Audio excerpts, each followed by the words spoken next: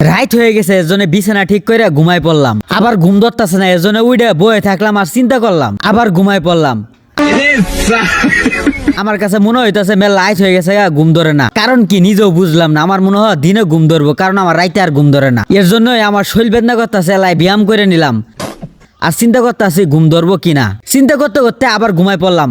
ঠাস করে উঠে আবার জাগনা হয়ে গেলাম। এদিক ওদিক তাকায় দেখতেছি সোয়াল হইলো কিনা, কারণ আমার তো আর ঘুম ধরতেছে না।